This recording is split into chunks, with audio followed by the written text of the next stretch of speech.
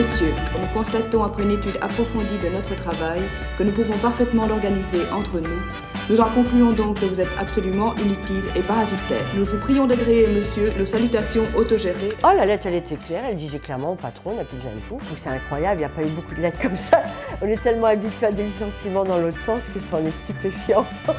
On avait vu que le patron faisait à peu près 8 millions de bénéfices par an sur le dos des travailleurs, quoi. Tout de suite, les conditions de travail ont été meilleures.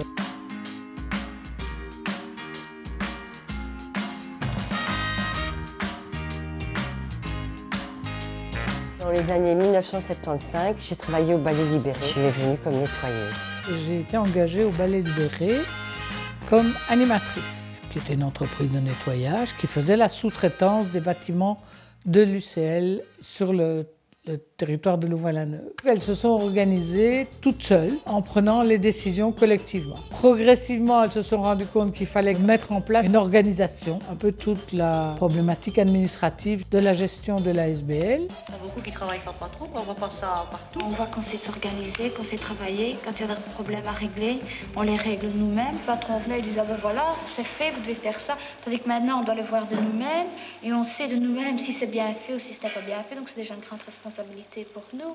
Tout de suite, les conditions de travail ont été meilleures. Elles ont décidé de faire des contrats à temps plein, des journées entières.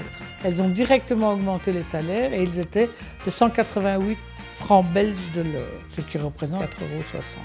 On a dû recruter quand même pas mal de monde sur plusieurs années puisque l'université continue à construire des bâtiments. Donc elles ont démarré à 40 et on a dépassé les 100 personnes à un moment donné.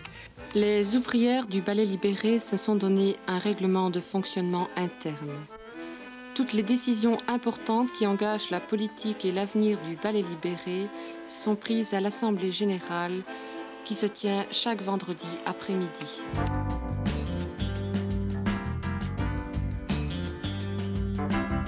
On se retrouvait à l'université un peu avec deux classes. Il y avait la classe de l'UNIF, avec des profs d'UNIF, des gens qui vont à l'université qui sont en général d'un certain milieu, et elles qui étaient en bas de l'échelle. Il y a peu de gens qui choisissent le métier de nettoyage. C'était des femmes qui n'avaient pas fait d'études. La plupart n'avaient pas choisi leur métier. Quand on nettoyait dans le couloir et tout, ils ne voyaient pas, hein. Franchement, ils passaient sur le mouillé, ils nous frôlaient. Un jour, j'en ai eu ras-le-bol, j'ai pris un paillasson, et j'ai commencé à secouer mon paillasson dans le couloir.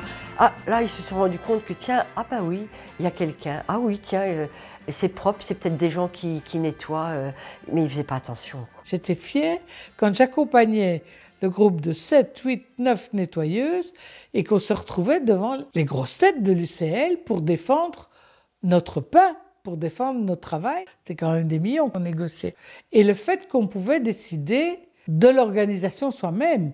Évidemment, parallèlement, il fallait toujours veiller à respecter le cahier de charges vis-à-vis de notre client, qui était l'université. Le fait de fonctionner sur pied d'égalité, on avait le même poids dans les décisions. Pour moi, c'est ça qui est fabuleux, quoi.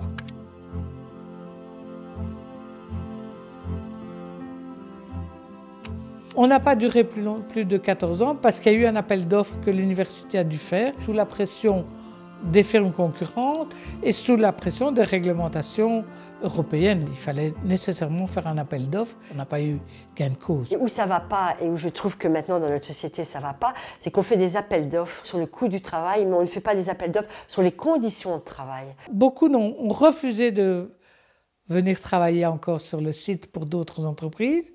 Entre autres, il y en a une qui a travaillé 3 mois et qui n'a pas supporté le fait de ne plus être dans une relation égalitaire avec les gens qu'elle rencontrait sur le site. Les professeurs d'université, les laborantins dans les laboratoires, les relations n'étaient plus les mêmes et c'était très difficile. Donc celle-là, après 3 mois, elle est partie d'elle-même.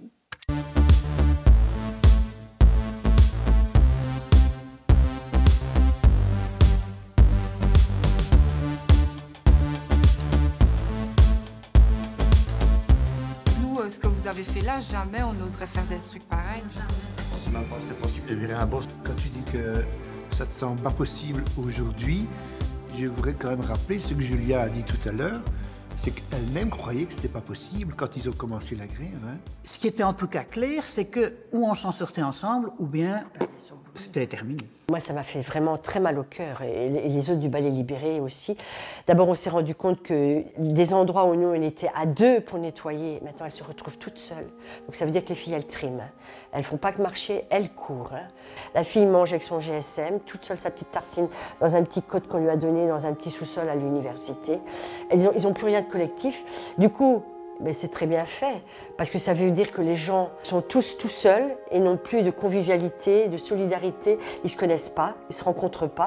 Nous on reste là, on ne bougera pas, tant que l'UCL ne nous écoute pas. Elles travaillaient sérieusement, elles étaient payées tous les mois. Les maris ont pris conscience que leurs épouses devenaient un peu plus autonomes, peut-être plus intelligentes aussi. Certaines nettoyeuses revenaient en disant « ça s'est encore mal passé à la maison hier parce que j'ai voulu prendre une décision ou imposer quelque chose et mon mari m'a dit « mais tu n'es pas au ballet libéré ici ». Une manière de... Eux se sont mis en danger dans leur pouvoir masculin, si j'ose dire, ou patriarcal au sein de leur famille. Je sais qu'il y a eu des femmes qui, après, dans leur couple, ont revendiqué des choses, ont exigé des choses, ont pu être de la même manière.